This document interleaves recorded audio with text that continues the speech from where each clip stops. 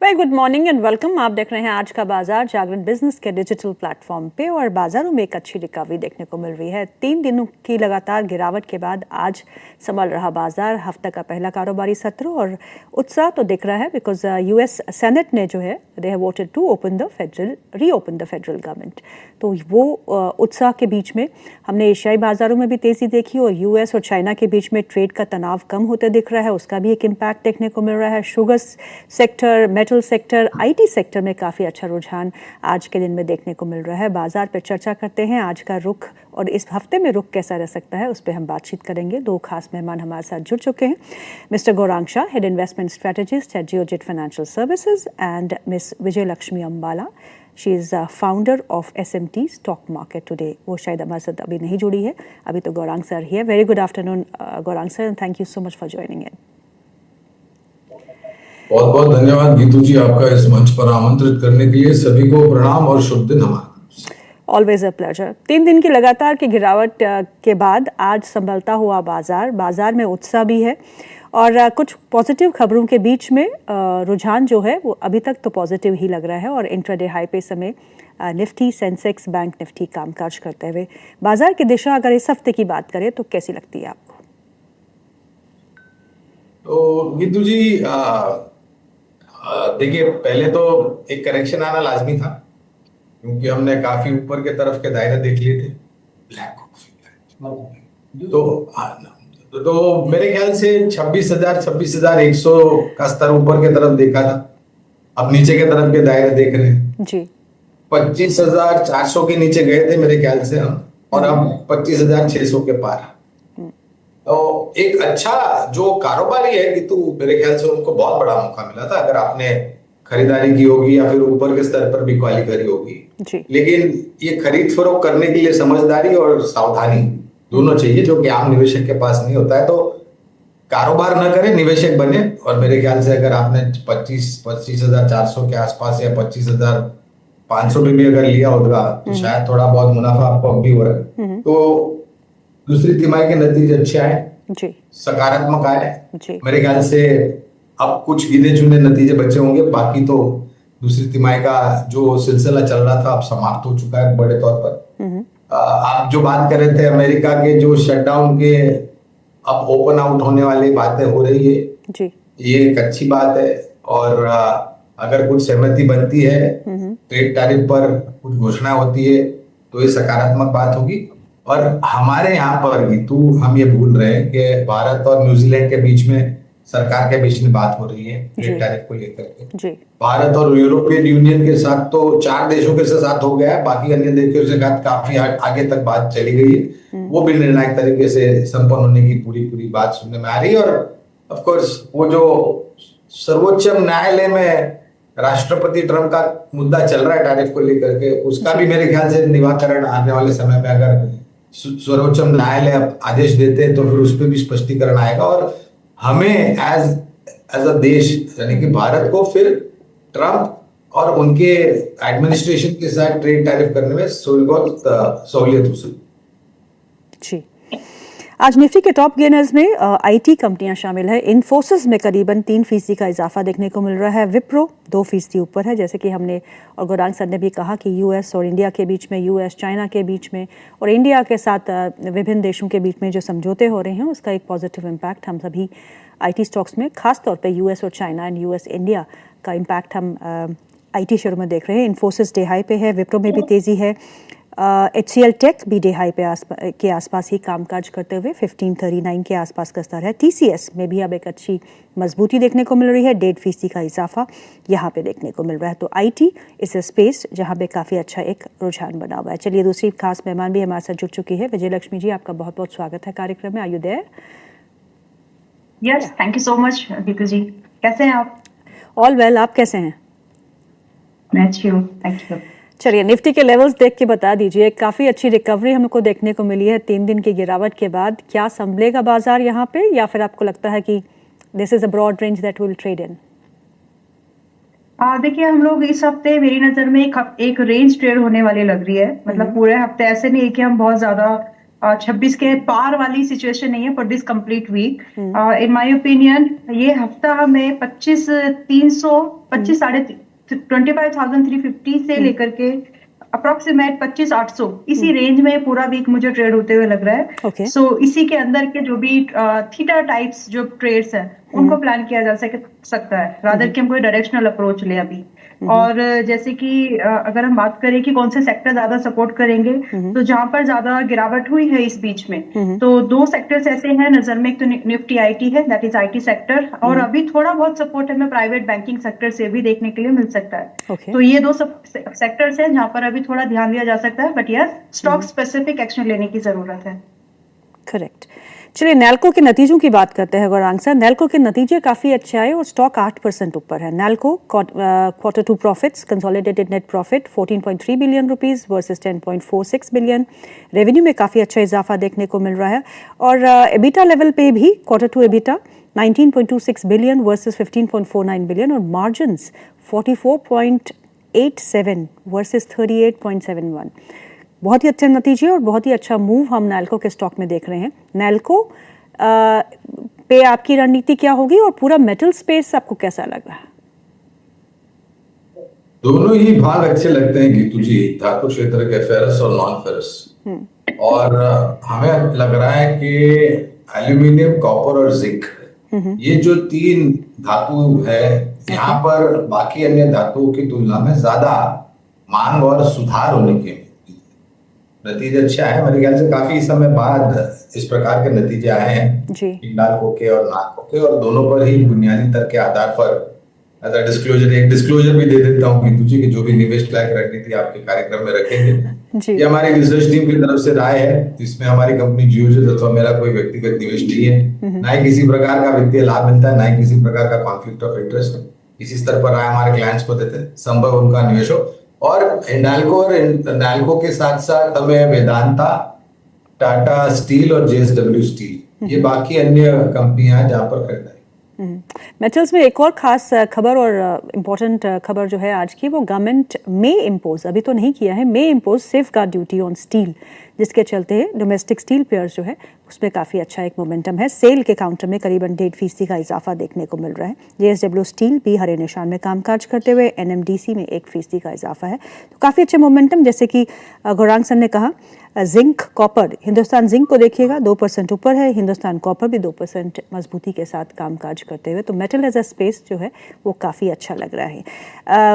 एक और स्पेस जहां बोयंसी है आज और जहां अच्छा मोमेंटम है वो है शुगर स्पेस। बहुत दिनों के बाद एक बार फिर से शुगर स्पेस में एक अच्छा मोमेंटम देखने को मिल रहा है और खबर ये है कि सेंटर ने 1.5 मिलियन टन शुगर एक्सपोर्ट्स को मंजूरी दे दी है फॉर ईयर 2025-26। तो सेंटिमेंट पॉजिटिव है और सभी शुगर स्टॉक्स में एक अच्छा रुझान है। बलरामपुर चीनी, धामपुर, श्री रेणुका, इन सभी स्टॉक्स में एक अच्छे मोमेंटम इस समय देखने को मिल रहा है। सो विजय लक्ष्मी, अगर आप शुगर स्पेस ट्रैक कर रही हैं आज, क्योंकि मोमेंटम यहीं पे है, कोई ऐसा स्टॉक जो आपको अच्छा लग रहा हो चार्ट्स पे?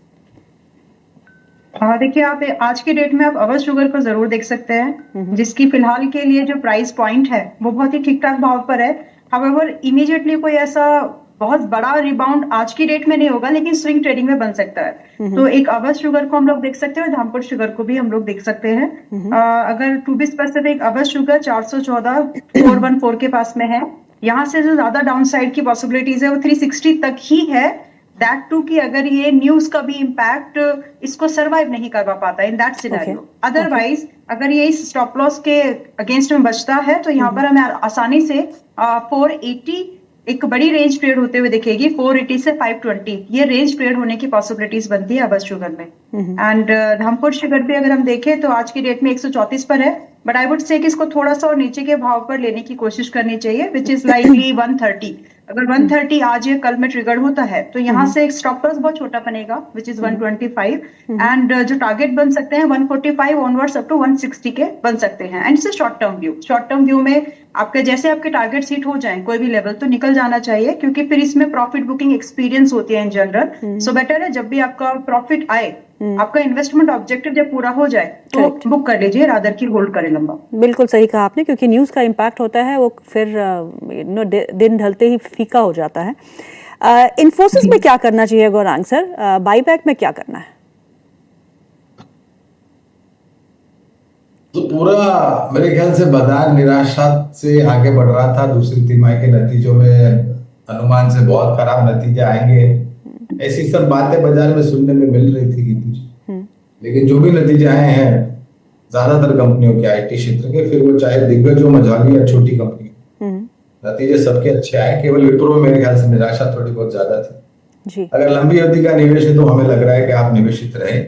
परिस्थितियों में सुधार होगा और वो सुधार आपको धीरे धीरे करके आंकड़ों में परिवर्तन होता हुआ नजर आएगा। और जब आंकड़ों में यानी कि नतीजों में परिवर्तन होगा बेहतर के लिए, तो स्वाभाविक है शेयर के दामों भी आपको ऊपर की तरफ के दायरे दिखेंगे। नजरिया 1.5 से 2 साल का रखिए। बायबैक में शेयर टेंडर करने हैं इन्फोसिस के? मैं क्षमा चाहता हूँ, क्या प्रश्न पूछेंगे वापस? इन्फोसिस के बायबैक में शेयर टेंडर करने हैं या नहीं? 5वां बायबैक है कि तू 5 बार मैंने मना किया भाई। आप निवेशक हो तो निवेशित रहे ना भाई। और कंपनी मूर्ख थोड़ी है, उनको पता है कि उनके शेयर के दाम क्या है, आने वाले भविष्य में क्या होने वाले हैं। तो आपको गलत काम क्यों करना? अगर आप निवेशक है तो निवेशित रहे। नाइका में काफी अच्छी तेजी देखने को मिल रही है, नतीजे काफी अच्छे रहे और स्टॉक जो है बहुत अच्छे मोमेंटम में है। 6% का इजाफा यहाँ पे है, 261 का एक लेवल देखने को मिल रहा है। इनफैक्ट सभी जो न्यू जेन कंपनीज हैं उनमें काफ़ी अच्छे नतीजे आए हैं, जिनका इम्पैक्ट हम सभी इन स्टॉक्स में देख रहे हैं, चाहे वो इटर्नल हो, नाइका हो, पॉलिसी बाजार हो या पेटीएम हो। इन सभी स्टॉक्स को देखते हुए आपको क्या लगता है विजय लक्ष्मी, इन चारों स्टॉक्स में कहीं पोजीशन बनानी हो तो कहाँ पे इस समय इन्वेस्ट करना चाहिए?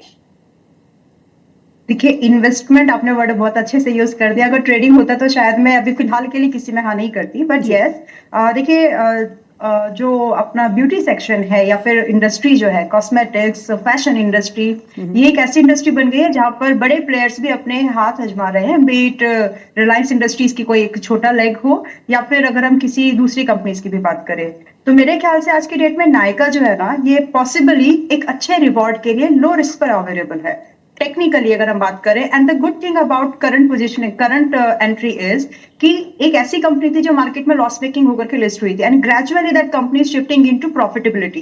तो वो एक सेंटीमेंट शिफ्ट प्राइस पर भी दिखेगा और आने वाले इन्वेस्टर के अप्रोच में भी दिखेगा। तो इस कंसिडरेशन के साथ में हम नायका में आज 260 पर है। दो इट्स रिस्की, क्योंकि इससे पहले जब रिकमेंडेशन मेरी साइड से आई थी तो इट वाज 170-80 के आसपास था।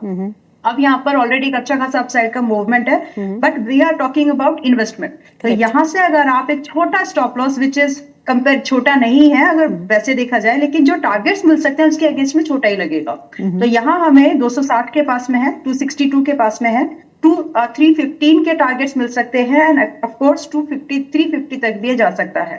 लेकिन इसमें स्टॉप लॉस जरूर रखिएगा strictly and must, that is 215, 215 का स्टॉप लॉस रखे, 315 350 के लिए इसको होल्ड करें और कम से कम 3 क्वार्टर्स का, क्योंकि प्रॉफिटेबिलिटी सेंटिमेंट्स के ऊपर कंपनी चलेगी। अब तो क्वार्टर ऑन क्वार्टर आपको प्रॉफिट भी इसका ट्रैक करना है। दूसरी कंपनी मेरी नजर में आज के डेट में जो दिखती है, न्यू एज कंपनी की अगर मैं बात करूं तो मुझे पेटीएम मैम ठीक ठाक ही लगता है गीतू जी, क्योंकि पेटीएम इज प्रोपोर्शनली कनेक्टेड या फिर जुड़ा हुआ है भारत की जो cash less mentality and approach जो गवर्नमेंट की है उससे जुड़ा हुआ है।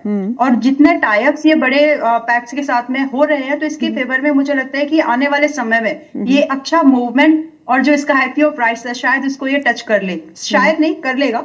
अब ये 1340 के आसपास में है। One can consider it only if they are ready to hold it for another 4 quarters from now.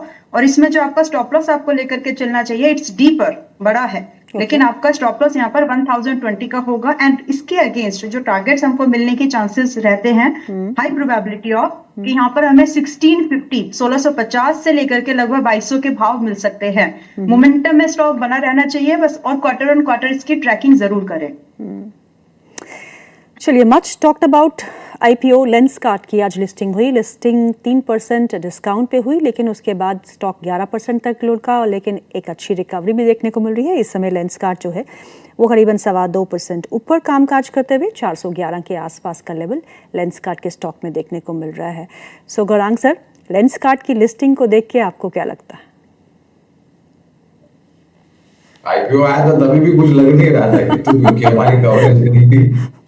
और मैं विशेष रूप में तो टिप्पणी नहीं करूंगा, लेकिन हमारी और आपकी चर्चा हुई थी जी। और हमने कहा था कि मूल्यांकन को लेकर, ये मेरा निजी ख्याल है कि मूल्यांकन, और बाजार में भी आपने पढ़ा होगा, सुना होगा कि मूल्यांकन को लेकर के काफी महंगे स्तर थे। 402 के आसपास मेरे ख्याल से आईपीओ दिया गया था। लोग प्रतिस्पर्धा अनऑर्गेनाइज सेक्टर से बहुत ही ऊपर की तरफ है, और जो दाम पे लोगों को शेयर दिए हैं वो मल्टीपल्स अगर आप देखेंगे कि तो बहुत ऊपर की तरफ है।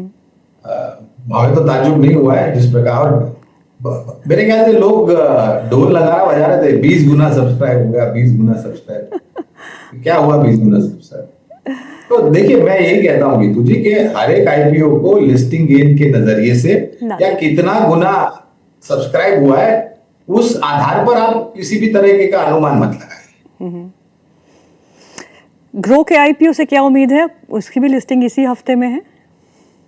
किसकी? ग्रो नहीं, वो आईपीओ नोट नहीं निकाली है गीतू, तो मैं टिप्पणी नहीं करूंगा। और मैं अगेन वही कहूंगा जो मैंने लेंसाज के लिए कहा था और जो अभी मैंने वापस दोहराया कि हर एक आईपीओ को लिस्टिंग एज की तरह मत देखिए। चलिए फिर कैपिटल मार्केट की बात करते हैं। गौरांग सर, आप आईपीओ पे बात ही नहीं करते हैं।